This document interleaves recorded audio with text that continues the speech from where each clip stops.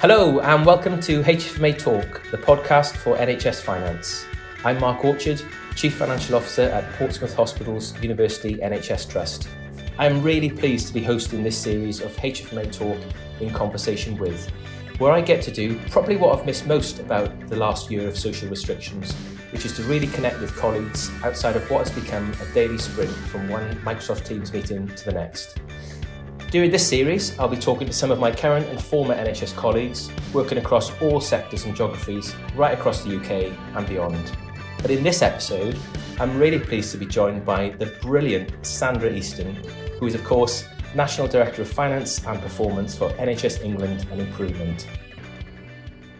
Sandra, hello. Very warm welcome to the podcast. How are you doing today? Hi, Mark. I'm very, very good. Thank you for inviting me to have this conversation. I'm a little bit nervous about what you're going to ask me, but I'll try and be as open as I can be. Oh, fantastic, Sandra. And no need to be nervous at all.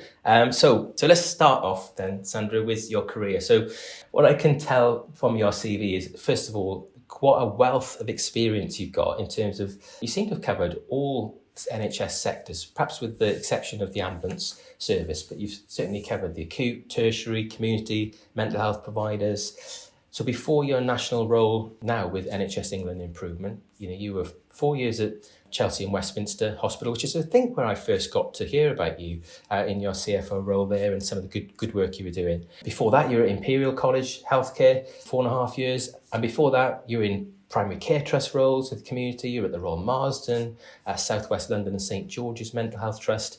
So such a diverse range of organisations you've managed to, and experience I'm sure you managed to pick up along the way. I wonder whether there was anything deliberate in any of that, or whether that's just how it worked out for you. So when people look at my CV and when I'm having mentoring conversations with people who are thinking about their career, they look at my CV and think it's like really well planned out, and it's not. I never really had a plan about what I wanted to do, but I would take a role on. I would do that for a while, feel that I was doing it reasonably well, get to a point where it just didn't feel challenging anymore, or I felt that I'd delivered everything that I'd set out to achieve in the role. So I'd just have a look for opportunities at the time and see what was around, and then if something came up, think about what will I learn in this role? What are the challenges that would attract me to this role?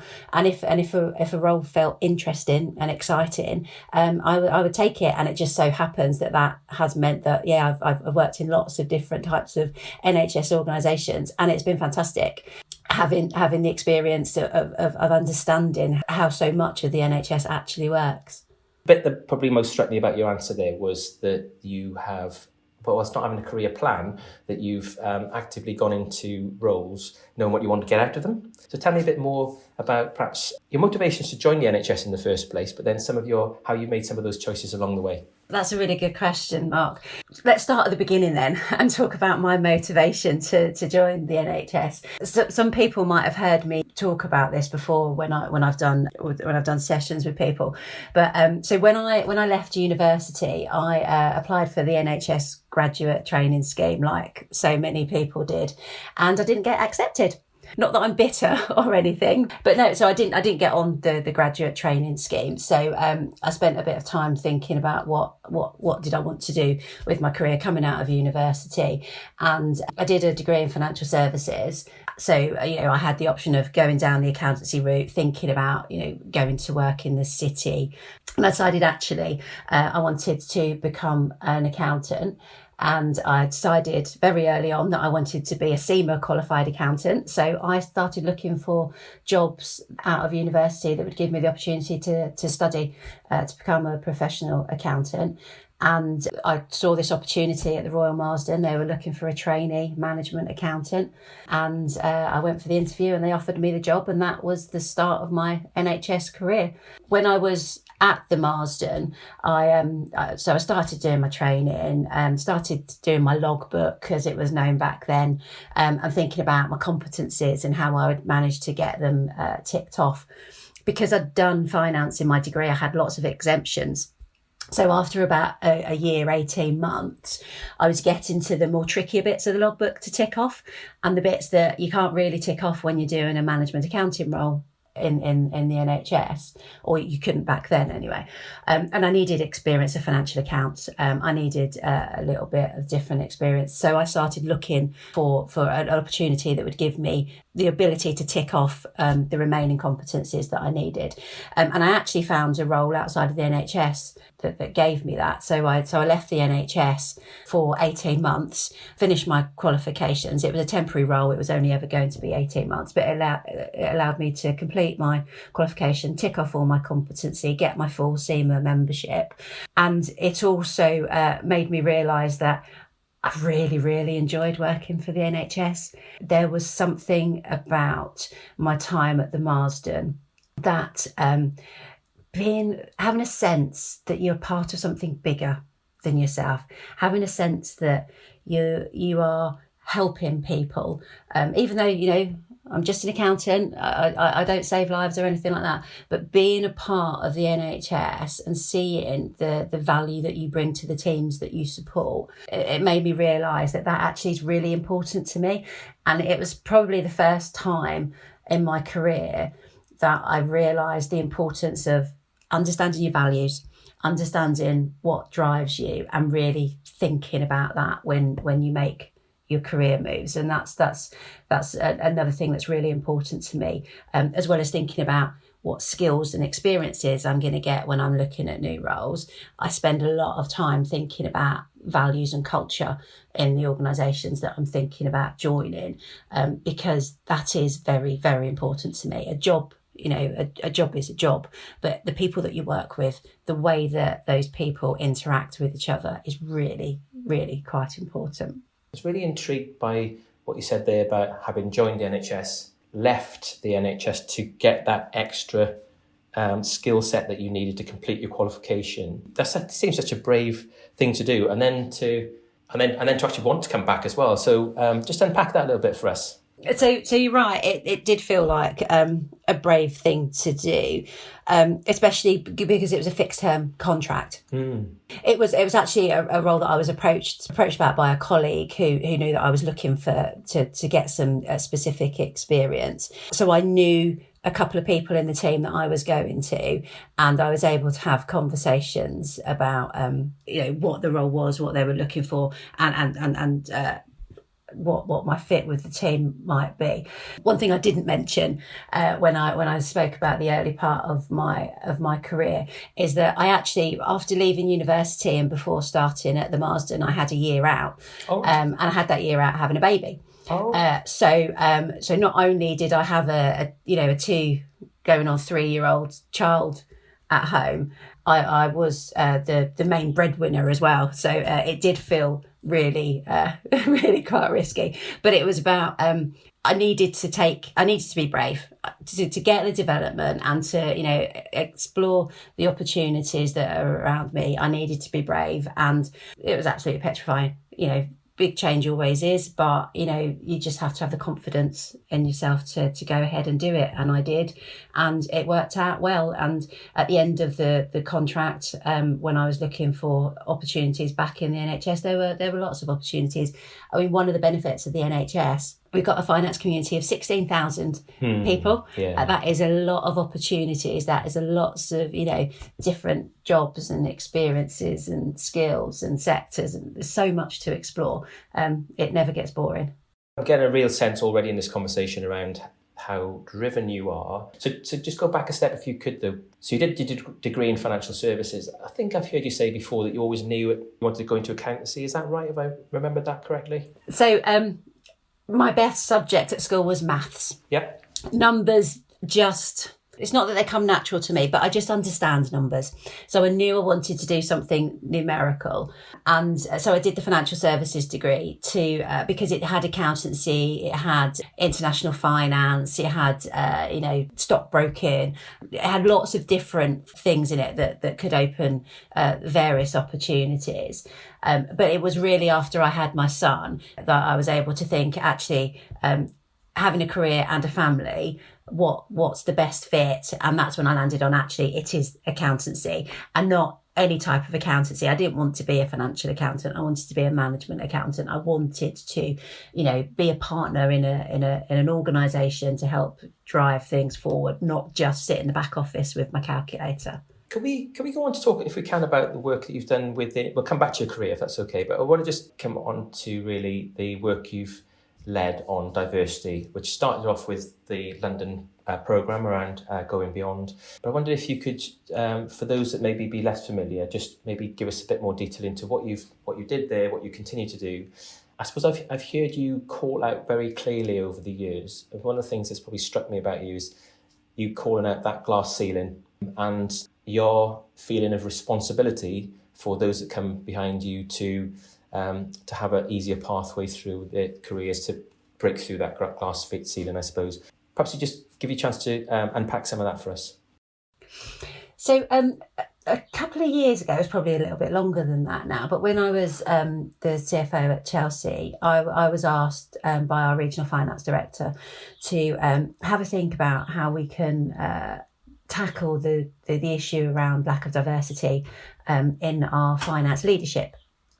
So myself and Hardev teamed up. Obviously, I was more focused on gender. He was more focused on BME. But actually, we had an instinct that it was probably the same sort of issues and the same sort of solutions. So we teamed up and looked at things together.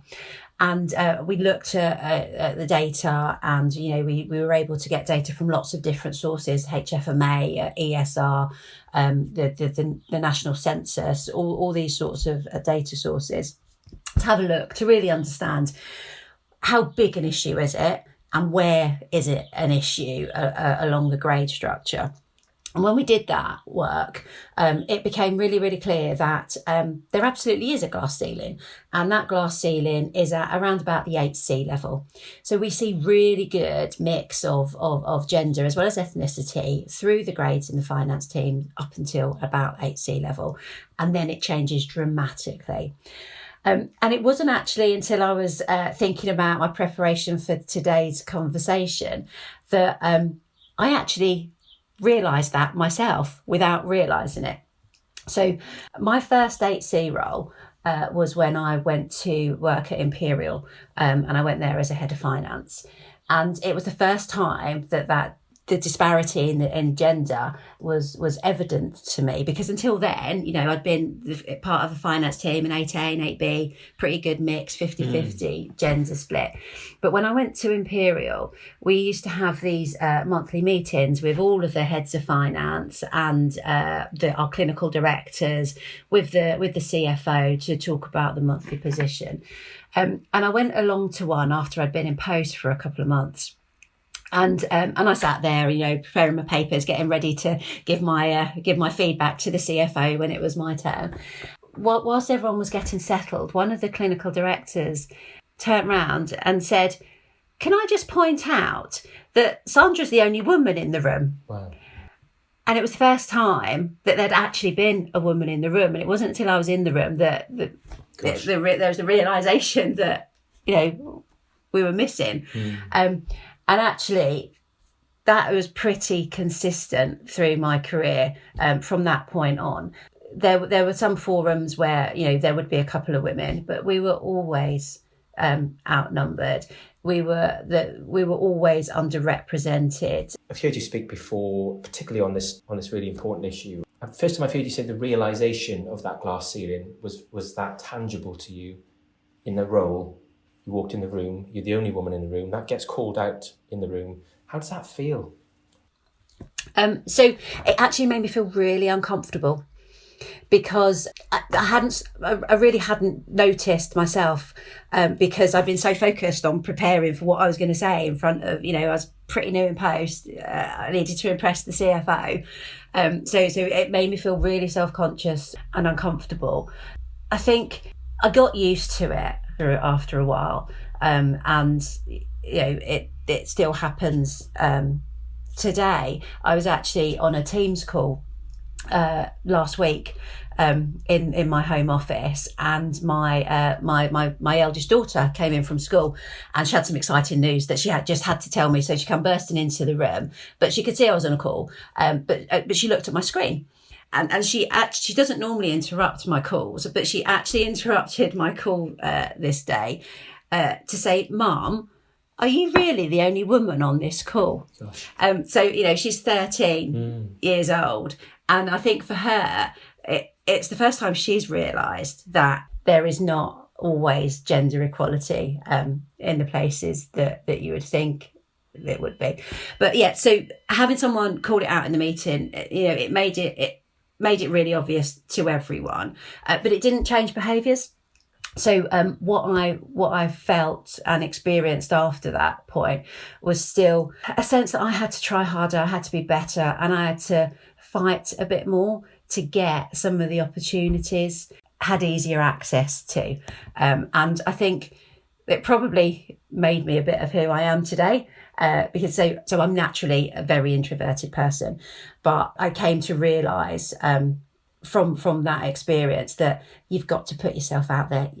I'm really, really uncomfortable doing it, but if I don't do it, no one else will. So I have to fight and push and make things happen myself. Gosh, so what do you say to your daughter when you have that conversation and she sees that?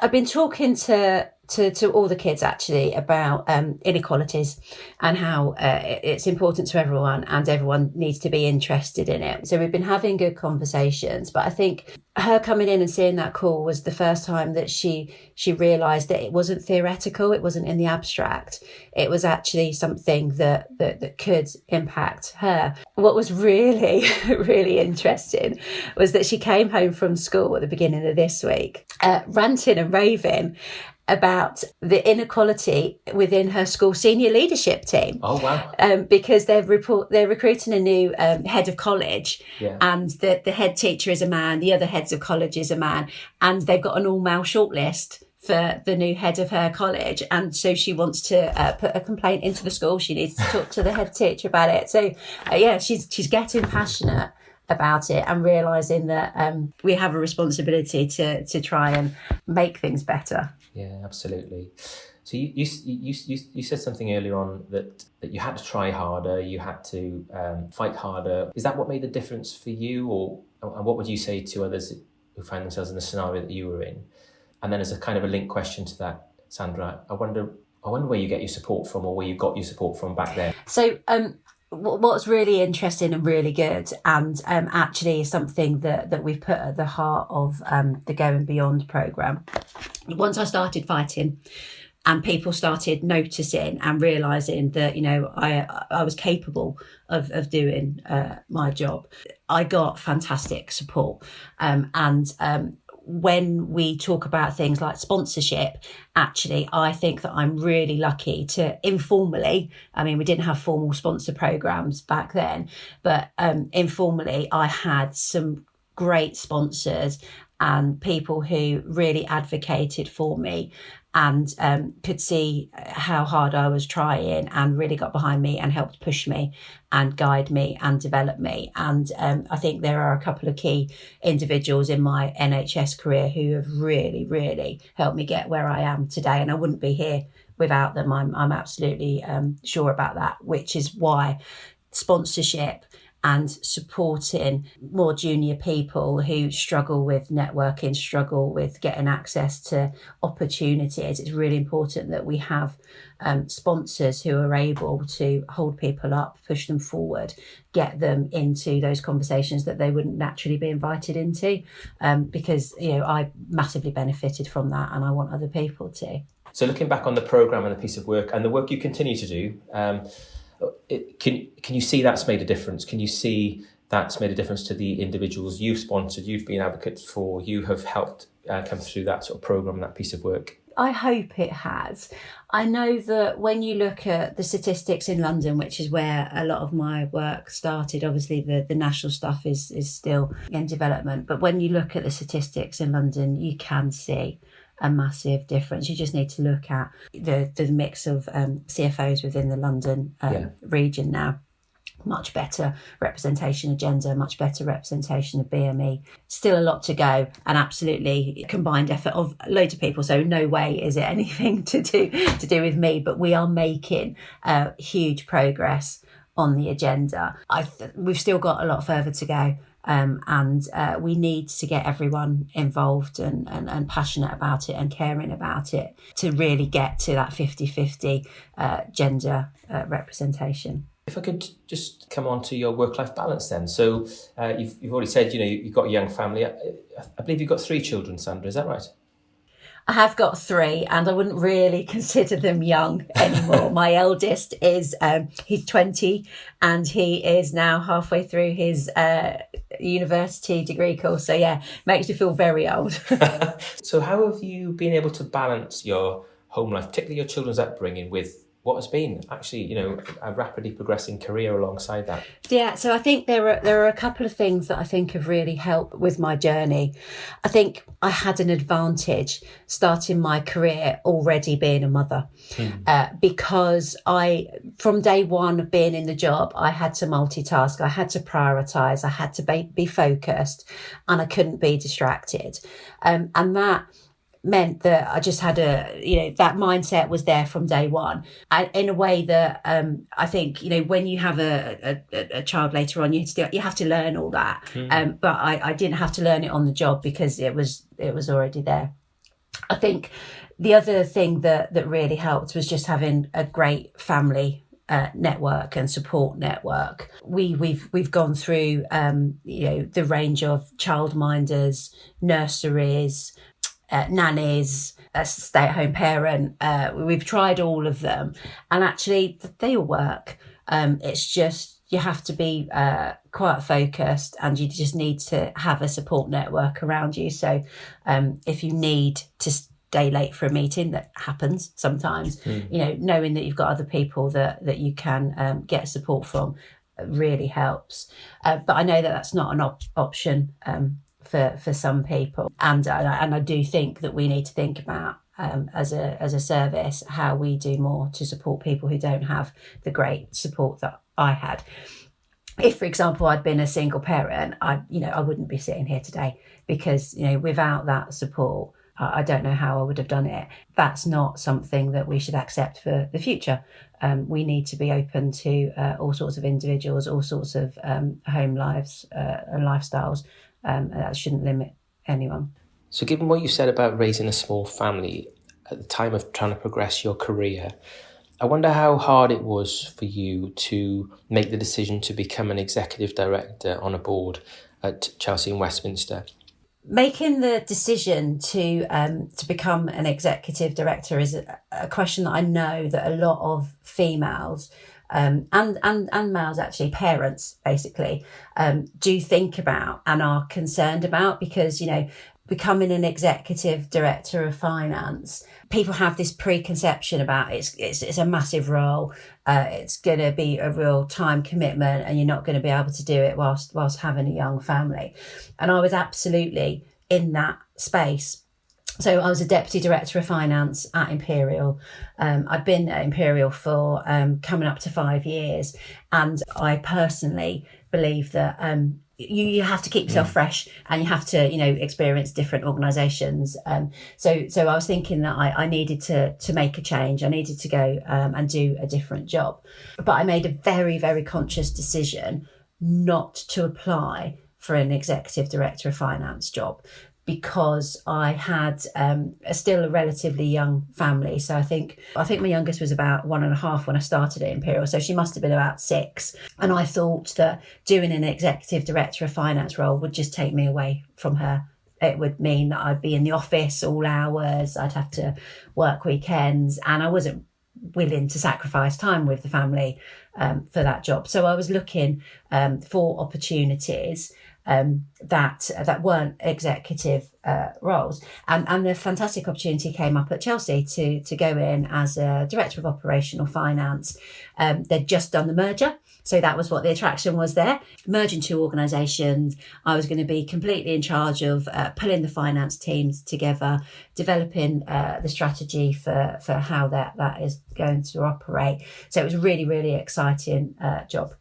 So I started, we did the merger, and about 6 weeks into the role, unfortunately, my CFO went off on sick. So I got called by the chief exec to come in and into her office, and she said, "Can you just cover this role for a week or two?"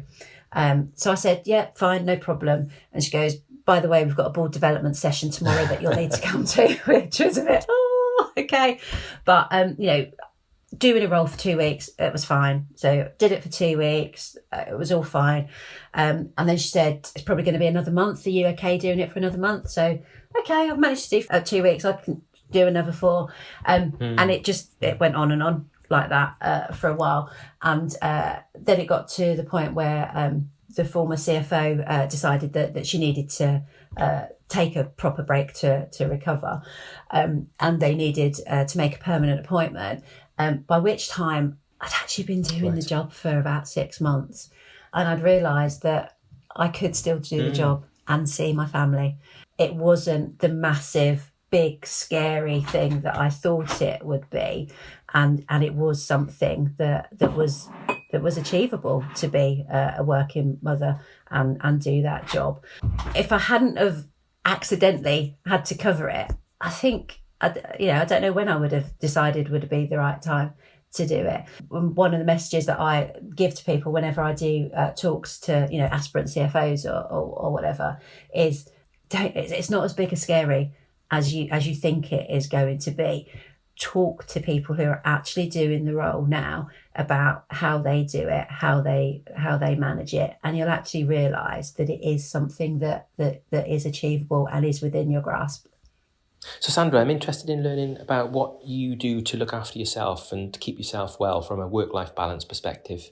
I found it slightly easier actually to get a good work-life balance doing my national role than I did in a trust role. When I was in the trust role, I found it can be quite all-consuming and it's quite hard to switch off. Just because, the hospital's open, 365 days a year, 24 hours a day. So it is harder to switch off. When I came to do my national role, because it's such a different environment, it was easier to learn how to switch off. And I think now that I know how to switch off, I turn my work phone off occasionally, whereas, previously I didn't do that. But, the kids would be wanting to talk to me of an evening and I'd be on my phone, on my emails or taking calls at, silly time at night. And I try not to do that now. Obviously with COVID, that all went out the window a little bit, but they were extraordinary circumstances. Having some sort of delineation between home and work is really important. So I have a long commute. So I've always had a long commute. We've lived where we live for about 15 years. The kids are really settled and I wouldn't want to move, but I've never limited my geography of work to where we live. So I've always had quite long commutes. So I'm normally out of the house by sort of like 6:30 in the morning and not home till 7, which means I don't get a lot of time with the kids. So when I am with them, I just need to make sure that I'm focused on them and spending time with them and prioritising them. And then there's the same at the weekend, making sure that they get enough support and time with me. I think they're coming out as quite well-rounded individuals, so I think it's going okay. I mean, I think the bit that I've always struggled with is finding me time, just finding time to go to the gym or go for a swim or even go into the pub if they ever reopen.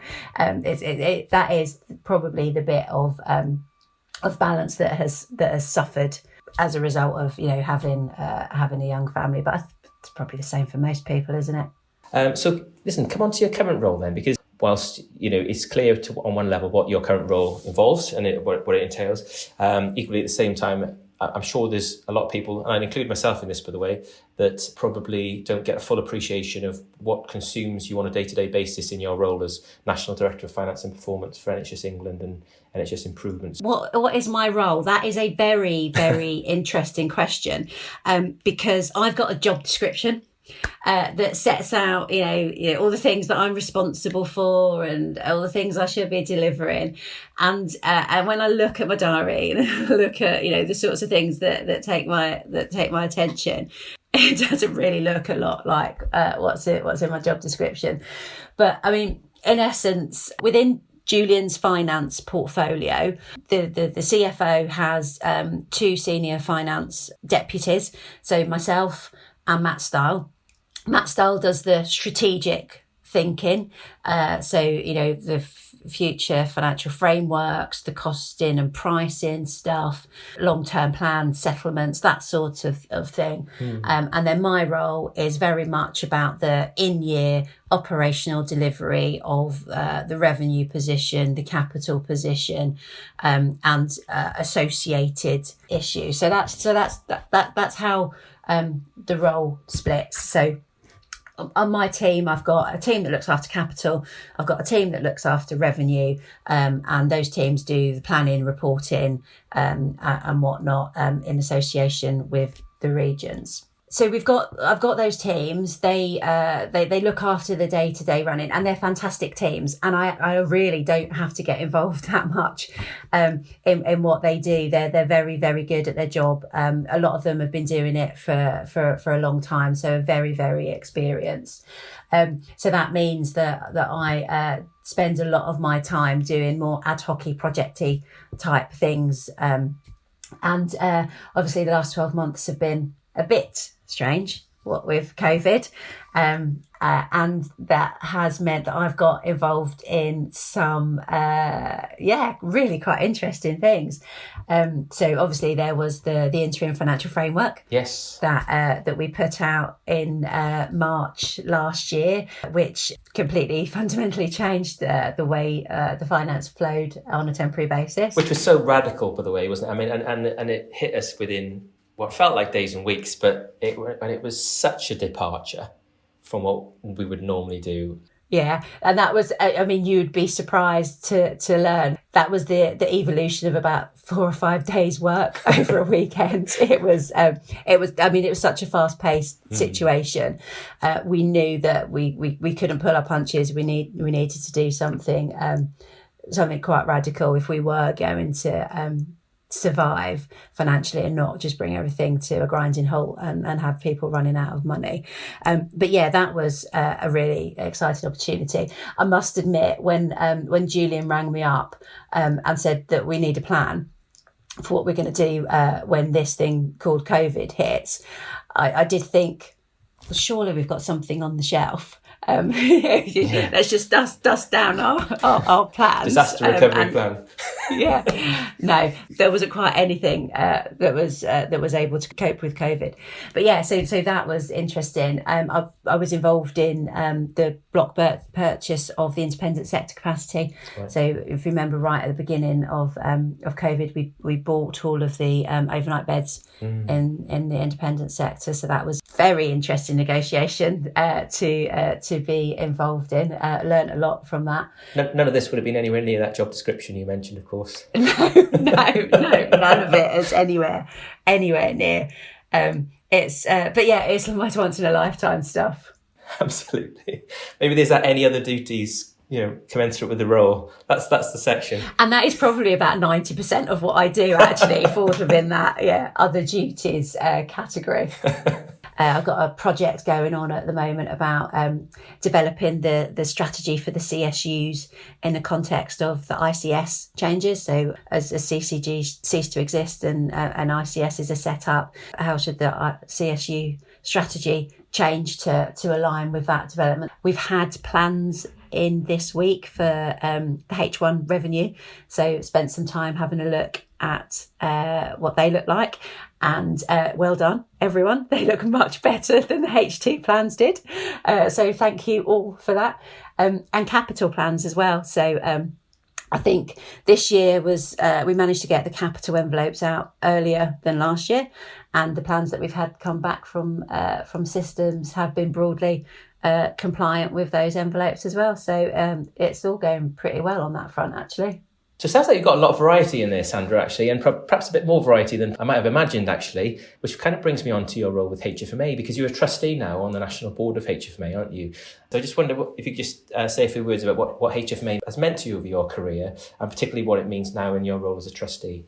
I mentioned before, I'm a naturally introverted person, so I really struggle with networking and things like that. And one thing that I came to realise quite early on in my career is that within NHS finance, your network's quite important, because we're all in these little silos. But actually, we're all doing similar roles, and we could all support and learn from each other. I don't need to spend 2 hours solving a problem in my organisation when I can just pick up the phone to someone in the next organisation along who's already got the answer. And that's what HFMA showed me really early on, that there's lots of brilliant people out there who are fantastic at their jobs, and having the connection, having the network and the opportunity to meet and interact with them is absolutely brilliant. And that's what HFMA did initially for me. The more I got involved with HFMA, the more I saw, the education offer, as well, the learning and development stuff, and the support that it can give you with, mentoring, for example, was another great thing that HFMA was able to do, and I had the benefit of some of that as well. So there is so much within HFMA that they can support you, and they have supported me from it was pre-Agenda for Change days. It was like Whitney grade, I can't remember what it was, but right from the start of your career all the way up to where I am now, and that's really important for me, and that's actually something that I've adopted into the thinking that I'm doing in my national role around we have to support people the entire way through their career. We shouldn't, when we talk about learning and development, we shouldn't just talk about how we develop the next finance directors. We need to talk about how do we develop our accounts payable clerks to become our next finance directors, because we should be talking about development along the whole spectrum. And that's something that HFMA has always done, and they do it naturally. When there was an opportunity to become a trustee, I absolutely jumped at it, because the ability to drive the focus of that, and to really make sure that it's delivering for the NHS finance community was great. And it's been a fantastic experience, and one that I would recommend to anyone. Get involved at whatever level, whether it's the trustee or branch level. It is an amazing opportunity to meet people, expand your network, learn new things, and just support each other. Networks are so important, aren't they? I have to say, consistently, probably the one single thing I've said to probably pretty much everyone that's asked me for a steer or guidance or anything along the way, that one single thing that I always come back to is networks. Because it's all too easy, isn't it, to sit in your office or sit in your team or sit in your provider or whatever else, and kind of not look beyond the boundary of the office walls. And yeah, for me, I'd agree, Sandra, for me as well, it's probably been the single thing that's probably helped. So I do the same. Everyone that I mentor or coach, I say, you have to spend time focusing on your network, because it is really important. And I think actually the role of your network changes as you develop in your career. What I found when I become a finance director, you can feel quite isolated sometimes, the more senior you become in an organisation. So being able to talk to other finance directors and get that peer support was really, really important. And I still do it now in my role now. I've got a great network of people at all grades, but the finance director community, I do lean on them for support and guidance when I need it. And I guess in your current role, it keeps you you're not that long out of hospital roles and so on, provider roles and so on yourself, but I guess it keeps you connected as well to the service, which is really important, I think, for someone in your role at the moment, isn't it, to be connected to what's actually going on outside of the national team, as well as being connected to what's going on nationally. Yeah, no, absolutely. I mean, especially at the moment where everything is much faster paced and not normal, being able to test things. So for example, the interim regime that we put in for COVID, I rang a few finance directors the weekend we were talking about it, to just test the ideas with them to see if we were completely missing the mark or if it was going to land, and that's been invaluable. So Sandra, what's next for you? So what next is actually a really interesting question. I've actually decided that now is a good time to start thinking about getting some new and different experiences and continuing to develop my skills. And I've actually been offered an amazing opportunity to go and get some commercial sector experience. And that's an opportunity that I've decided to take up. It's going to be really difficult leaving the NHS after 20 years. And I really, really have enjoyed my time with the NHS.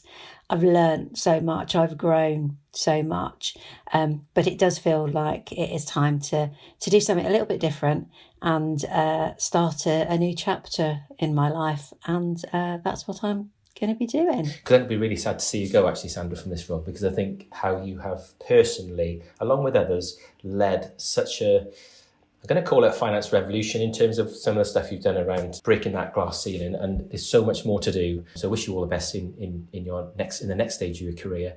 I really hope you stay connected to the service as well as go on to fulfil your career in the next steps that you've described.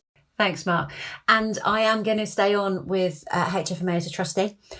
So I'm still massively connected to healthcare, and I'm still massively passionate about supporting the NHS finance community through HFMA. So I'm definitely still going to be around and connected with people.